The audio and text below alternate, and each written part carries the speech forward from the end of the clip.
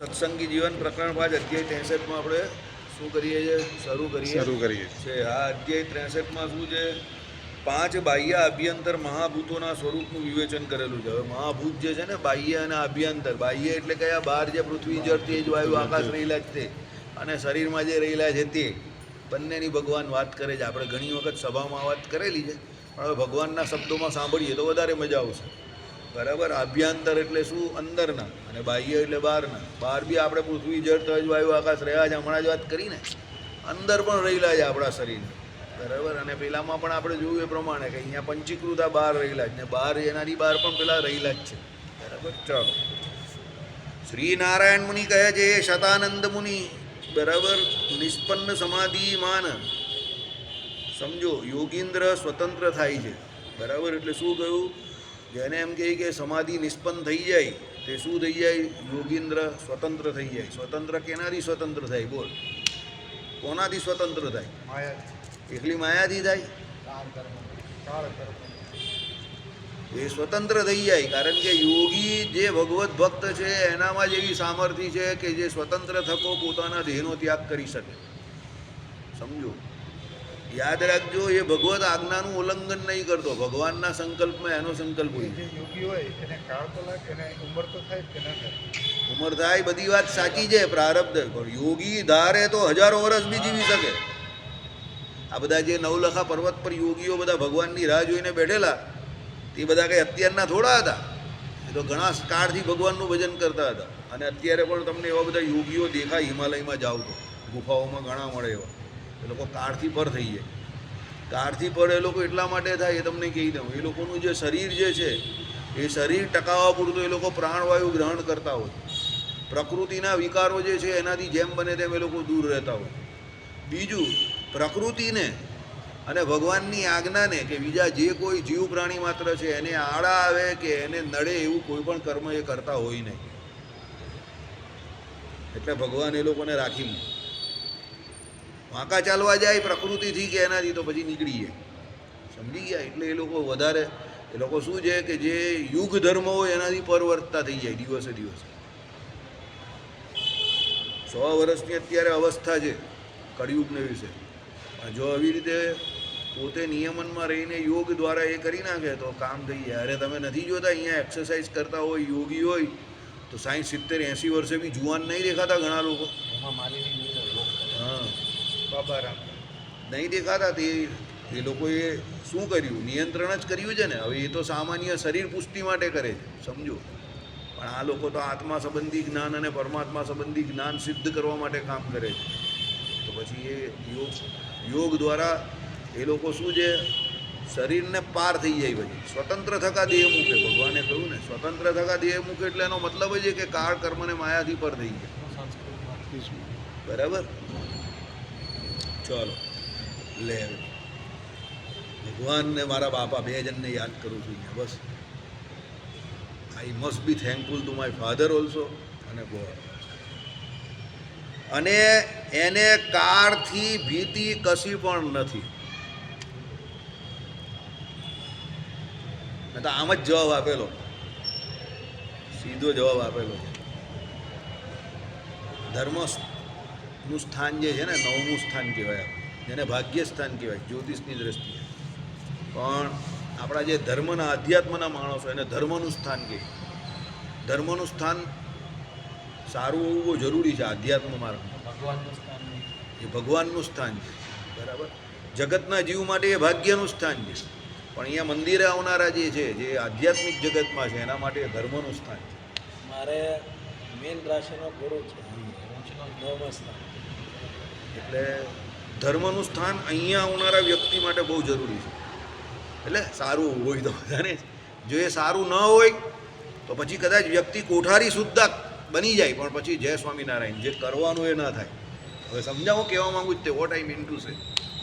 મંદિરે તો આવી શકે, ઉચ્ચ પદ પણ પ્રાપ્ત થાય કુંડળીના બીજા ગ્રહમાનથી. સમજો, કેન્દ્રમાં સારા ગ્રહ બેઠેલા હોય તો ઉચ્ચ પદ પ્રાપ્ત થાય, પણ જે કરવાનું છે એ રહી જાય. સમજી ગયા? બરાબર. ચાલો, સમજને વાલે સમજ ગયે, ના સમજવો ડોટ. આપણે બધાને સમજાવવું પણ નથી. આપણે એને સમજાવવું પણ નથી. બરાબર. ચાલો. એટલે એને કાળથી પણ કશી ભીતિ નથી. એટલે કાળ આપણા જેવા જે દેહની અંદર બોડી કોન્શિયસ લોકો છે એને નડે છે. બોડી કોન્શિયસ એટલે જે દેહાભિમાની છે એને નડે છે. સમજો, આપણે કાળ એટલા માટે નડે છે કે આપણા માટે બાધ્ય છે. સમજો, નડે છે એવો શબ્દ ભક્તો માટે તો આપણે નથી વાપરતા, પણ બાધ્ય છે એ શબ્દ બરાબર કે આપણે ગમે તે ક્રિયા કરીએ છીએ પણ શરીરની અંદર રહીને કરીએ છીએ ને શરીરની મર્યાદામાં રહીને કરે છે. આ લોકો બિયોન્ડ બોડી વાત કરે છે, એટલે શરીરથી ઉપર થઈ ગયા એ લોકો. અરે -4 ડિગ્રી -8 ડિગ્રીમાં એ લોકો ત્યાં ભગવાનનું ભજન કરતા હોય ખુલ્લા, નીચે ખાલી પહેરવા પૂરતું કોપીન માત્ર કે ધોતિયું જેવું કંઈ નાનું પહેરેલું હોય અને એ ભજન કરી શકતા હોય. એના શરીરમાં એનર્જી કેટલી હોય, ઉર્જા કેટલી હોય, વિચાર કરતું. બરાબર, still they are going on, still it is going on and still they are living on this planet. એ લોકો અત્યારે પણ ત્યાં રહે છે સ્ટીલ. બરાબર, તો એમને એમ નહીં રહેતા હોય ને, એ ઉર્જાથી રહેતા હોય. પણ હું કહેવું એ પ્રમાણે, હું કહેવું એ તો હું કોઈ કહેવાવાળો નથી, શાસ્ત્રો જ કહે છે, પ્રકૃતિની વિરુદ્ધ એ લોકો જરા પણ વર્તતા નથી. માઇન્ડ ઇટ, સમજો, પ્રકૃતિને નુકસાન નહીં પહોંચાડતા જરા પણ. ભગવાનના જે કોઈ કાર્યક્રમ જે છે, આ આખી જે શું કહેવાય આ સૃષ્ટિનો કાર્યક્રમ, એમાં એ લોકો નડતા નથી. અસુરોને ભગવાન કેમ મારી નાખે છે? તપ તો એ પણ કરે છે. એ લોકો પૃથ્વી ઉપર કે સૃષ્ટિ ઉપર પોતાનું શું જમાવા જાય છે? આધિપત્ય. એટલે પ્રકૃતિની વિરુદ્ધ જાય છે, એના નિયંત્રણમાં લેવા જાય છે. ત્યારે આ લોકો પ્રકૃતિ પ્રમાણે ચાલે છે, પ્રકૃતિને જીતે છે. પોતાના શરીરની જે પ્રકૃતિ છે એને પણ જીતે છે. સમજો, પોતાના શરીરને જીતે છે, પ્રકૃતિને જીતે છે. એને નિયમનમાં લેવા જતા નથી, એના રાજા બનીને નહીં બેસતા, એના આધીન પણ નહીં થતા, પણ એના રાજા બનીને નહીં બેસતા. સમજો, કોઈ બીજા જીવ પ્રાણી માત્રને નડતા નથી, શાંતિથી ભગવાનનું ભજન કરે છે. એટલે ભગવાનના સંકલ્પમાં એનો સંકલ્પ. પછી એને એવું થાય કે આ દેહનો કોઈ મતલબ નથી, અપ્રાકૃત દિવ્ય દ્રવ્યનું શરીર લઈને ભગવાનના ધામમાં જવું છે તો સ્વતંત્ર થકો એ દેહ મૂકી દે એની ઈચ્છા પ્રમાણે. જો એમાં એની ઈચ્છા કેમ અહીંયા જવાબદાર છે. સમજો, હવે એને આ દેહ છે, દેહના કોઈ ગુણધર્મ લાગતા નથી. સમજો, અને ભગવાનનું ભજન કરે છે, અને સૌથી મોટી વાત, એને ભગવાનનું સુખ આવે છે. એને આપણા જેવી થોડી મગજમારી છે, ઘડીકમાં ખાડું થઈ ગયું ને મીઠું થઈ ગયું ને ઠંડી લાગીને ગરમી લાગીને છોકરો આ માગે છે ને છોકરી આ માગે છે ને એ ટેન્શન થોડું છે એને કંઈ.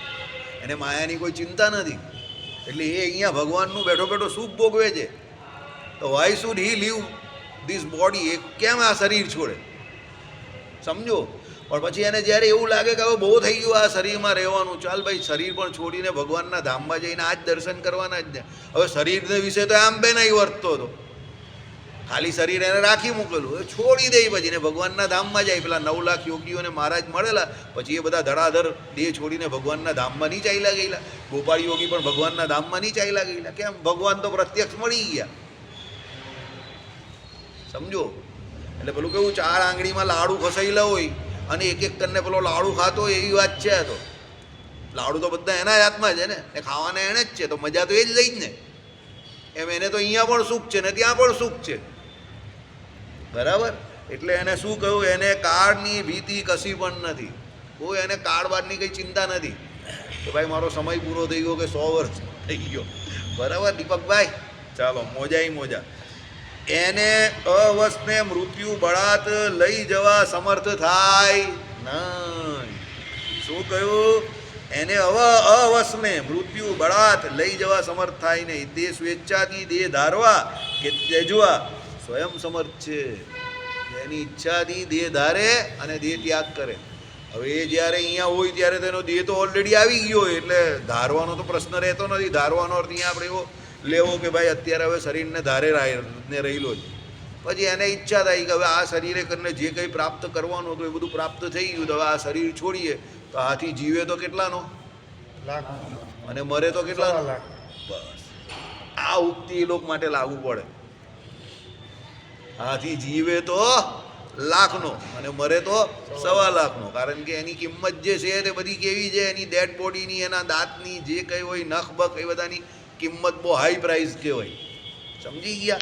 એટલે કહેવાનું તાત્પર્ય એવું છે કે ભાઈ પેલા આ શરીરમાં યોગી હોય ત્યાં સુધી તો ભગવત સાક્ષાત્કાર કરીને સુખ ભોગવતા જ હોય, અને પછી શરીર છોડીને જવાના તો કાં જવાના? ભગવાનના ધામમાં જઈને ભગવાનનો સાક્ષાત્કાર તો ત્યાં પણ એને છે. હવે અહીંયા જે પ્રાકૃત દેહ યોગ હતો એનાથી તો એ ભાઈ પરવર્તતા હતા, ને ત્યાં તો અપ્રાકૃત દેહ મળવાનો, એટલે વાત જ પૂરી થઈ ગઈ. તો મરીને 1.25 લાખના થઈ ગયા ને. Got it? સમજ પડી ગઈ? બહુ મસ્ત, બહુ સરસ. મને બહુ સેટિસ્ફેક્શન થાય આ બધું વાંચું ને, મને બહુ સંતોષ થાય, મને બહુ મજા આવે. બરાબર? ચાલો. સ્વેચ્છાથી બહુકાળ દેહ ધારણમાં કિંવા આવી ગયું ને, શરીરનું કામ કરે છે બાજુ. ત્યાગમાં યોગીએ પંચ મહાભૂતોના ભૂતોનું સ્વરૂપ તત્વથી જાણવા યોગ્ય છે. એ શરીર જે અહીંયા ધારે છે પંચ મહાભૂતનું, એ સ્વેચ્છાથી ધારીને રહી છે, પણ એ જાણવું એના માટે જરૂરી છે કે ભાઈ આ પંચ મહાભૂતનું શરીર છે તે કેવું છે, શું છે, વોટ ઇઝ ધીસ. બરાબર? ચાલો. પિંડ બ્રહ્માંડ હેતુભૂત 5 મહાભૂતોના જ્ઞાન વિના ભૌતિક આ દેહરૂપ પિંડની સ્વેચ્છાથી ત્યાગ ધારણ વાર્તા કેમ ઘટતી આવે ન જ આવે? શું કહ્યું છે સાંભળો પહેલાં. પિંડ બ્રહ્માંડ હેતુભૂત. ભાઈ આ પિંડ એટલે શું છે? આપણું શરીર આખું. અને બ્રહ્માંડ એટલે આ બહાર જે આ બ્રહ્માંડમાં જે કંઈ આપણે અત્યાર સુધી જોયું તે બધું ને આપણે દેખાય છે તે. એમાં હેતુભૂત 5 મહાભૂતોના જ્ઞાન વિના. 5 મહાભૂત કોણ છે? ઓકે, હવે એનું જ્ઞાન હોવું જોઈએ ને. બરાબર? એના વિના શું છે? ભૌતિક આ દેહરૂપ પિંડની. કારણ કે આ ભૌતિક દેહ જે છે તે કેવો છે? પૃથ્વી, જળ, તેજ, વાયુ અને આકાશનો બનેલો છે. સ્વેચ્છાથી ત્યાગ ધારણ વાર્તા કેમ ઘટતી આવે? હવે એ શરીરને એ સ્વેચ્છાથી ત્યાગ કેવી રીતે કરે, એને ધારણ કેમ રાખી મૂકે, એ બધી વાર્તા એને કેમ ઘટતી આવે? તો એ 5 ભૂતનું શરીર કેનું બનેલું છે એના વિશે એને પૂરેપૂરી માહિતી હોવી જોઈએ. જો ઇન્ફોર્મેશન એટલે માહિતી અને જ્ઞાનમાં આટલો ફરક છે. ચોપડીમાંથી વાંચે તે બધી માહિતી છે, પણ આ પ્રમાણે પેલાને એ બધું દેખાય, એનો સાક્ષાત્કાર થાય, પ્રત્યક્ષ સાક્ષાત્કાર થયો, એ શું છે? જ્ઞાન છે. એટલે અંગ્રેજીમાં 2 શબ્દ છે આના માટે, ઇન્ફોર્મેશન એન્ડ નોલેજ. સમજો, what is the difference between information and knowledge? Information ઇન્દ્રિયગત જ્ઞાન છે, જે તમે પુસ્તકમાંથી કે અત્યારે આજકાલ ગૂગલ બાબામાંથી કા ગમે તે સોર્સ દ્વારા તમે એને મેળવી શકો. સમજો, ઇઝી છે. અત્યારના યુગમાં બહુ ઇઝી છે. આ લોકના યુગમાં ડિફિકલ્ટ હતું, કારણ કે એમાં એકલો પુસ્તક જ એક સોર્સ હતો. અત્યારના યુગમાં ઇન્ફોર્મેશન મેળવવી not a difficult task, it is an easy task. મોબાઈલની અંદર તમને મળી જાય ઇન્ફોર્મેશન. હવે તમને ઇન્ફોર્મેશન લાઇબ્રેરીમાં જ બેસવું પડે, અને એ પુસ્તક ન હોય તો દે હેડ ટુ વેઇટ. એ લોકોએ વેઇટ કરવું પડે, ને એમાં જો કાજા લાઈન લાગી હોય તો 2-3 જ્યાં સુધી નંબર નહીં આવે ત્યાં સુધી વેઇટ કરવું પડતું. મને ખબર ને, મારી બા કહેતા હતા ને, મારી બા હતા તે બહુ બ્રિલિયન્ટ સ્ટુડન્ટ હતા એમના સમયે. બરાબર? એટલે એ કહે ને કે અમે લાઇબ્રેરીમાં જઈએ, પુસ્તક નહીં મળે, કોઈ બીજાનો નંબર હોય તો નામ લખીને આવવું પડે ત્યાં લાઇબ્રેરિયન પાસે, અને નામ લખાઈને આવીએ, પછી પાછા 10 દિવસ રહીને પાછી તપાસ કરીએ. પેલો મૂકી ગયો હોય તો આવી જાય, પેલો ન મૂકી ગયો હોય તો પાછા ઘરે આવવું પડે. એમ કરીને લાઇબ્રેરીમાં જઈએ, કરીને અમે કોલેજ પાસ કરી. મારા બા મને આવી રીતે કહેતા. સમજો, કારણ કે બાપુજીની તો એટલી કેપેસિટી મળે નહીં કે આપણે બધા પુસ્તક મોટા અપાવે. મોંઘા ને, એટલે એ સમયની જે આવક હતી એ પ્રમાણે દે વેર ક્વાઇટ કોસ્ટલી એમ. સમજો, બરાબર? એટલે એવી વાત છે. તો એ સમયે આ લોકોના સમયમાં બહુ અઘરું હતું. સમજો, ઇટ વોઝ ડિફિકલ્ટ ટાસ્ક, કારણ કે એમાં એક પુસ્તક જ એક રિસોર્સ હતો ઇન્ફોર્મેશન માટે. બરાબર? પણ અત્યારે તો બહુ ઇઝી થઈ ગયું. એટલે ઇન્ફોર્મેશનને જે હોશિયાર વ્યક્તિ છે, જે જ્ઞાની છે, એ નોલેજ નહીં કહેતા, એટલે એને જ્ઞાન નહીં માનતા. શ્રીજી મહારાજ જેવી જ વાત છે કે ભાઈ એ ઇન્દ્રિયોનું જ્ઞાન છે, ફક્ત એને હજુ અંતઃકરણમાં ઉતારવાનું છે, અને પછી એને તમારે જીવમાં ઉતારવાનું છે, જેનું પ્રત્યક્ષ સાક્ષાત્કાર થાય તે. તો એ જે પ્રત્યક્ષ એનો સાક્ષાત્કાર થવો, જે જીવમાં ઉતરવું, એ ખરું જ્ઞાન છે. એ જે ભગવાને લોયાના 7મામાં પણ જે કહ્યું છે ને, ઇન્દ્રિયમાં જ્ઞાન રહ્યું છે, પછી એ અંતઃકરણમાં, ને પછી બસ એ માહિતીરૂપ ઇન્ફોર્મેશન જે છે તે જ છે. એ ઇન્દ્રિયો દ્વારા જ ઇન્ફોર્મેશન તો તમે કલેક્ટ કરો ને. તમારા જ્ઞાન પટલમાં જ્યારે પણ બહારનો કોઈ પણ વિષય આવે, સમજો, તો એ પહેલાં તમારા શરીરના એટલે બોડીના કયા અંગથી સૌથી પહેલાં એ ગ્રાહ્ય થાય, એ તમે ગ્રહણ કરો? તો ઇન્દ્રિયો દ્વારા. તમે દાખલા તરીકે આ પેલી છોકરી છે કે છોકરો છે, ભાઈ તું છોકરો છે, જે કોઈ છે એને જોયો, હવે આ એ વિષય છે, સમજો. તો એને જોયું પહેલાં કેના દ્વારા? આપણે આંખ દ્વારા જોયું ને. હવે આ એનો છોકરો જ, આ ભાઈ બરાબર, એનો ભાઈ લાગે છે, મોટો ભાઈ. એને આપણે જોયો જેકેટવાળાને, તો કેનાથી ગ્રહણ થયો? પહેલાં આંખ દ્વારા. હવે આને જોયો એટલે એ વિષયને આપણે જાણ્યો, પણ એના વિશે આપણે બધી માહિતી છે. અને અત્યારે આપણે ખાલી જોયો જ છે. કોનો છોકરો છે, ક્યાંથી આવે છે, કયું ભણે છે, કેટલા વર્ષનો છે, બધી ખબર છે આપણે. આઈડિયા આવી ગયો તમને હું જે કહેવા માંગુ છું? બસ આ વાત છે. પણ પછી એ રોજ રોજ આપણા કોન્ટેક્ટમાં આવે, સમજો, સંસર્ગમાં આવે, સત્સંગમાં બેસતો થાય. કાલે ઉઠીને 5-10 વર્ષ રહીને સત્સંગમાં આવે, પછી આપણે એને ઓળખતા થઈએ ધીરે ધીરે ધીરે ધીરે. આને વિશાલને આપણે ચંગુ મંગુ જેવા હવા હતા ત્યારે આવતા હતા ને કોઈ વખત, તો ત્યારે ઓળખીએ. ખાલી કેવી રીતે ઓળખીએ? એના બાપાના દીકરા જે પ્રમાણે, કે ભાઈ રમેશભાઈનો છોકરો છે, કે ભાઈ આપણા જીતુનો છોકરો છે, એ પ્રમાણે ઓળખીએ. હવે તમને પર્સનલી ઓળખતા થયા, કારણ કે હવે તમે મંડળમાં આવતા થઈ ગયા સભ્ય. That is the difference. This is the difference between information and knowledge. હવે તમારો પ્રત્યક્ષ સાક્ષાત્કાર થઈ ગયો મંડળને. ત્યારે તમે તમારા બાપાના નામ પર આવતા હતા, સમજો. આટલો ફરક છે માહિતી અને જ્ઞાનમાં. હવે આઈડિયા આવી ગયો, સમજો. આ બધું અનુભવથી આવે, ધીરે ધીરે આવે. એમ કંઈ ઉતાવળે કોઈ આંબા નહીં પાકતા, સમજો. બરાબર. પહેલાં પણ અમે તમને ઓળખતા હતા અને આજે બી ઓળખીએ, પણ પહેલાં કરતાં વધુ સારી રીતે ઓળખીએ. હા, વિશાલ પહેલાં તો બહુ બોડીવાળો હતો, જાડિયો હતો. બરાબર. ચાલો, ઓકે. એટલે આ પ્રમાણે એટલે ન જ આવે. માટે કારણભૂત જે અંડના હેતુભૂત આકાશાદી પંચ મહાભૂતો છે તે યોગીએ જાણવા. અંડ કયું છે? પેલું બ્રહ્માંડ. બ્રહ્માંડ શબ્દની અંદર જ અંડ શબ્દ રહેલો છે. બ્રહ્મનું અંડ, બરાબર. એટલે બ્રહ્માંડ એટલે જગત, એના ઈશ્વર એટલે જગદીશ. એટલે તમે જગદીશ કેવ કે બ્રહ્મ કેવ, એને અનુલક્ષીને જ બ્રહ્માંડ કે જગત, એ બે શબ્દો છે. એટલે કોરિલેશન છે બંનેનું, કે ભાઈ જગત છે તો જગદીશ હોવા જ જોઈએ, સમજો. બ્રહ્માંડ છે અત્યારે જેમાં આપણે રહ્યા છે, તો બ્રહ્મ હોવા જ જોઈએ. કેમ? દાખલા તરીકે એક વખત તમારી પાસે બધું મટીરિયલ હોય, પેન્સિલ હોય, પેપર હોય, રબર હોય, સંચો હોય, એના દ્વારા તમે પેન્સિલની અણી તીક્ષ્ણ કરી નાખો. સામે કોઈ વિષય હોય દોરવાનો, બધું હોય, પણ દોરનાર જ્યાં સુધી કોઈ ન હોય ત્યાં સુધી બધી વસ્તુ નકામી છે. એક દોરનાર જોઈએ, એવો કલાકૃતિ બનાવનાર તમને વ્યક્તિ જોઈએ, જેના દ્વારા એ કાગળ ઉપર એની ધારણા મુજબ એને કહ્યું કે ભાઈ ઘોડો ઘાસ ચરે છે તે દોરી દે, તે દોરી દે, સમજો. બાકી બધી વસ્તુ હોય, પણ જો પેલો દોરનાર ન હોય, ડ્રો કરનાર ન હોય, તો પછી એ બધી વસ્તુ એમને એમ વર્ષો સુધી ત્યાં પડી રહી. ન્યૂટનની ગતિના પહેલા નિયમ મુજબ, કે જ્યાં સુધી બાહ્ય બળ લાગતું નથી ત્યાં સુધી સ્થિર પદાર્થ સ્થિર રહી છે, અને ગતિમાન પદાર્થ ગતિમાન રહી છે, સમજો. બધી વસ્તુ છે, પણ પેલો કરનાર નથી ને, મેઇન કરતા. નોન અવેલેબિલિટી, કર્તાની જ્યાં સુધી અવેલેબિલિટી નથી ત્યાં સુધી કોઈ કાર્ય સિદ્ધ થતું નથી. હા, શાકભાજી એમનું એમ પડેલું રહે. એટલે આપણે ગણેશને 5 દિવસ પહેલાં કેવું પડે, ભાઈ ગણેશ, ઓ ભાઈ ગણેશ, ભાઈ ગણેશ, ભાઈ તો આવી જજે ભાઈ, ઓ ભાઈ આવી જજે ભાઈ. અરે ગણેશ નહીં આવ્યો તો કંઈ 100-150 માણસની રસોઈ થોડી થાય ગઈ. થઈ તો જાય, પણ પછી આપણી રસોઈ કરી નાખે. સમજી ગયા? આઈડિયા આવી ગયો તમને? એટલે કરતા જોઈએ. એટલે ભગવાન અહીંયા એ કહ્યું બ્રહ્માંડ, તો એ બ્રહ્મનું અંડ છે, તો એ અંડ એમને એમ નથી આવ્યું, બરાબર. એ એની ઉત્પત્તિ માટે જવાબદાર કોઈ હોય, તો એ જવાબદાર કોણ છે? તો ભગવાન પોતે છે. એટલે નાસ્તિકો જે એમ કહે ને સૃષ્ટિ આમને આમ જ થઈ ગયા, આમને આમ જ થઈ ગયા, અરે એને કહેવાનું તું જે છે ને અહીંયા, એ જ સૌથી મોટું આસ્તિક્ય છે. જે નાસ્તિક લોકો ભગવાનને નહીં માનતા ને, કોઈ કરતાને નહીં માનતા ને, બધું આમ થાય છે, એને એમ જ કહેવાય કે તું જે અહીંયા બેઠેલો જ કે ઊભો રહેલો જ ને, એ જ સૌથી મોટું ભગવાન હોવાનું કારણ છે, કે પ્રૂફ છે. કેમ?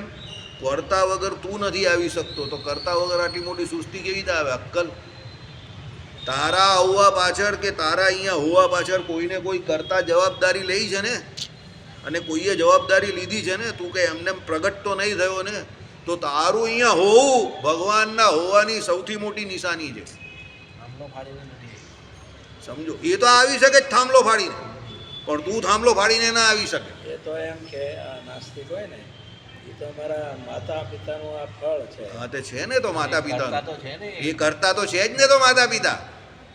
એ માતા પિતા અમારા એક છે ને એક ગાયનેકોલોજીસ્ટ તમને ભણાવવા આવતા હતા, જરા મારા જેવો સેન્સ ઓફ હ્યુમર હતો, બરાબર. તે શું કહે, યુ કેનોટ પ્રોડ્યુસ, નહીં કેવું આગળ, શું કહે, you cannot produce son or daughter, બરાબર, બાય ટચિંગ ધ ગર્લ.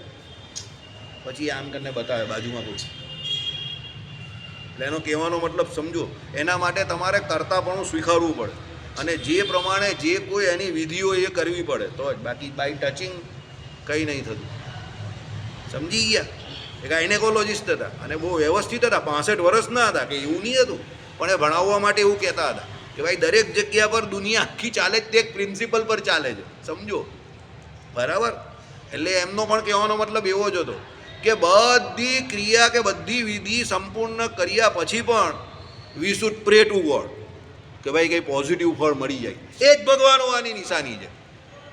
વડોદરાના એ હતા ગાયનેકોલોજીસ્ટ. એ કે ઇવન આફ્ટર કેટલી મેં 5000 જેટલી પ્રેગ્નન્સી મારા જીવનમાં કરાવી હશે, તે છતાં હું અત્યારે એવું કહું છું કે ભાઈ ભગવાનને પ્રાર્થના કરો કે ભાઈ જે કંઈ થાય તે બરાબર થાય. હવે એ માણસ નાસ્તિક નહીં હતો જેણે એના જીવનમાં 5000 પ્રેગ્નન્સી કરાવેલી, સમજો. અત્યારે તો કદાચ આ દુનિયામાં પણ ન હશે, કારણ કે બહુ એજેડ હતા ત્યારે મને ભણાવવા આવતા હતા, સમજો. એમની વાત સાચી હતી જે હતી. એટલે આમાં શું હોય, જે અધૂરા માણસ હોય ને તે આવી બધી ખોટી ખોટી દલીલ કરે, અક્કલ ઓછી એમ, અને થોડુંક આમ અહંકાર કે ના અમે અમારું જ માનીએ એમ. ઓશો, રજનીશ તે બધા હોય કેવું કે બોલવા ચાલવામાં જરા હોશિયાર હોય એટલે બધા પોતપોતાના હિસાબે વાત કરતા હોય.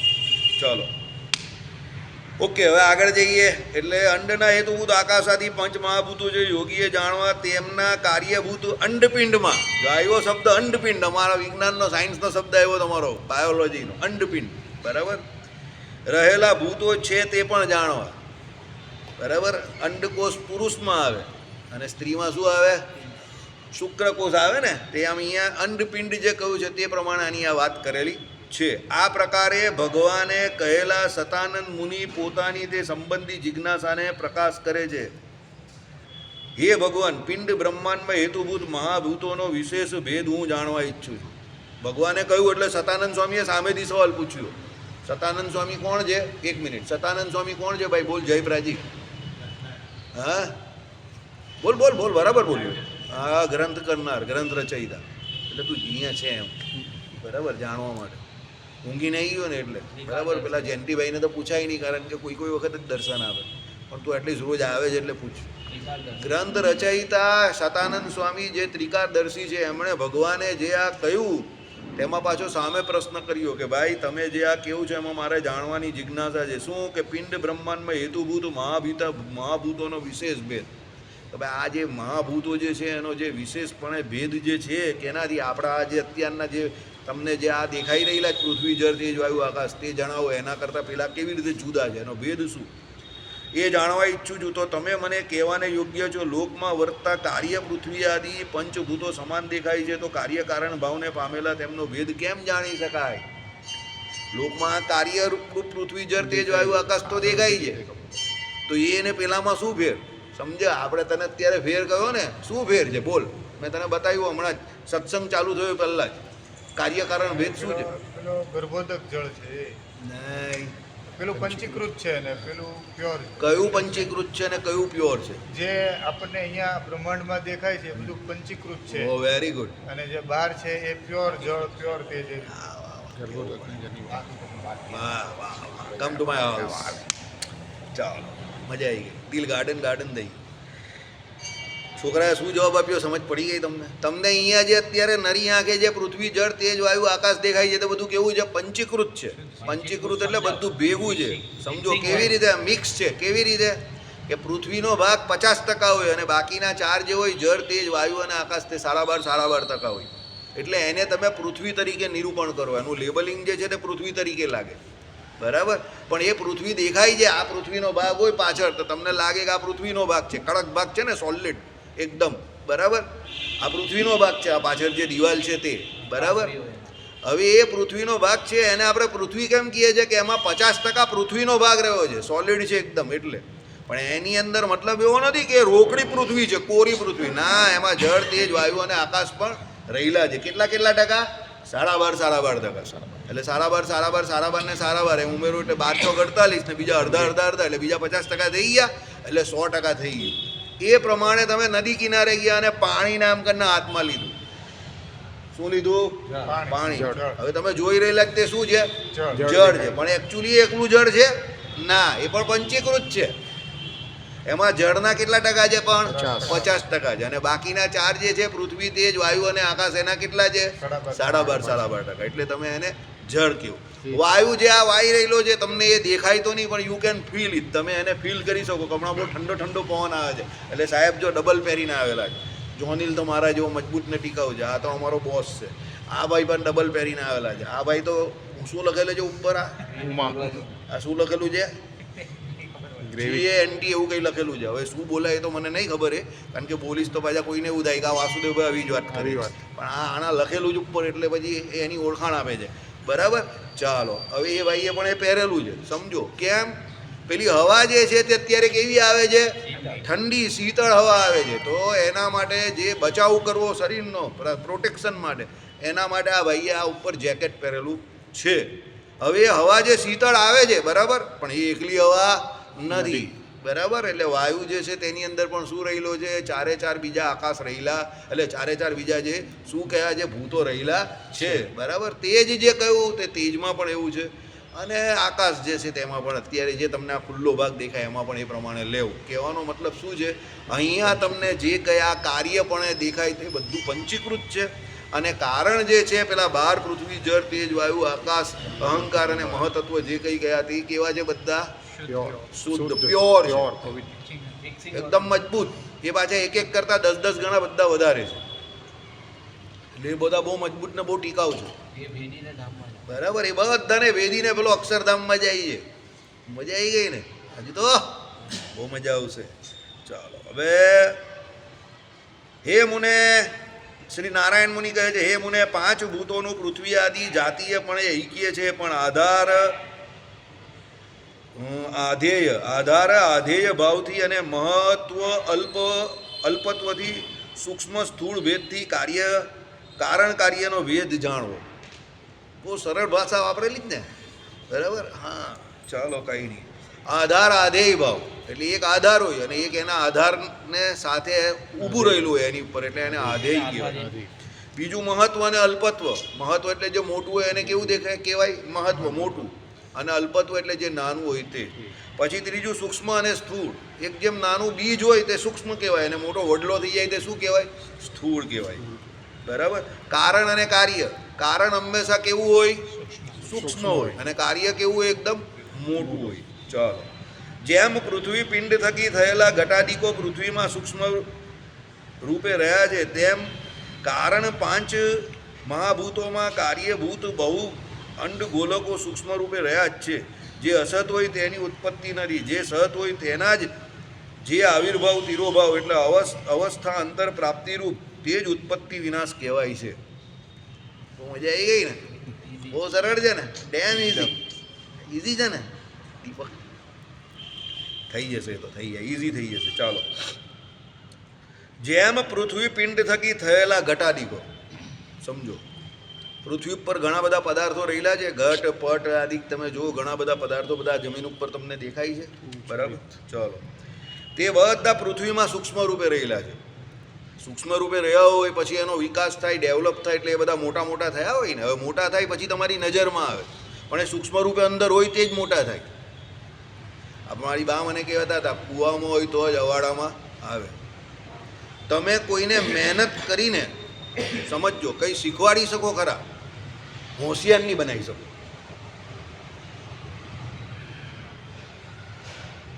દુનિયામાં પાગલોને ઠીક કરવા માટે પાગલખાના છે, પણ બેવકૂફોને ઠીક કરવા માટે બેવકૂફ ખાના નથી. કોઈ જગ્યા પર વાંચ્યું છે કે અહીંયા બેવકૂફ માણસને બેવકૂફીથી બચાવવામાં આવે છે કે એને સુધારવામાં આવે છે? કોઈ બેવકૂફ ખાનું આખી દુનિયામાં નથી. સમજો. તમે કહો યાર, આ બેવકૂફ અને પાગલ વચ્ચેનો ડિફરન્સ શું છે? બહુ માઇન્યુટ ડિફરન્સ છે. પાગલ એવો છે કે એ પાગલ છે, આખી દુનિયાને ખબર છે, બેવકૂફ એવો છે કે એ બેવકૂફ છે, લોકોને ખબર છે પણ લોકો એને કહી શકતા નથી. એટલે પાગલને પાગલખાનામાં જઈ એની ટ્રીટમેન્ટ થઈ શકે છે, પણ બેવકૂફ જીવે પણ બેવકૂફીથી અને મરે ત્યાં સુધી એ કેવો જ રહે, બેવકૂફ જ રહે. એટલે એના માટે કોઈ બેવકૂફ ખાનું ખુલ્યું નથી. મારો એક વિચાર છે કે દુનિયામાં એક વખત છેલ્લે જતાં જતાં એક બેવકૂફ ખાનું હું ખોલીને જઈશ કે એમાં દુનિયાભરના બધા બેવકૂફો આવીને એપોઇન્ટમેન્ટ લે. સમજી ગયા? આ એવી વાત છે કે ભાઈ જે અંદર સૂક્ષ્મ રૂપે રહ્યું હોય કારણ રૂપે એ જ કાર્ય રૂપે બહાર આવે. કારણ ન હોય તો કાર્ય શક્ય નથી, અને કારણ હંમેશા સૂક્ષ્મ રૂપે રહ્યું હોય. દાખલા તરીકે મોટો વડલો હોય તો એ વડલો તમને મોટો સ્થૂળ રૂપે દેખાય છે, પણ એ સ્થૂળ રૂપે કંઈ આજે ને કાલે નહીં થઈ ગયો, એને થતાં ઘણા વર્ષો થયા છે. એ પહેલાં સૂક્ષ્મ રૂપે નાના બીજ રૂપે જમીનમાં હતો. વરસાદનો યોગ થયો, પાલન પોષણ એનું થયું, કાળ સમય સૌથી મોટું પેરામીટર, સૂર્યપ્રકાશ, આ બધું એને મળ્યું એટલે આજે બહુ મોટો વડલો થયો. અને જે વટે માર્ગુઓ જતા હોય અને વૈશાખની ગરમીમાં એ વડલો શું આપે? ઠંડક આપે. પણ એ ઠંડક એમને એમ નહીં આપી શકતો, એના માટે એણે ઘણા બધા વર્ષો લીધા છે.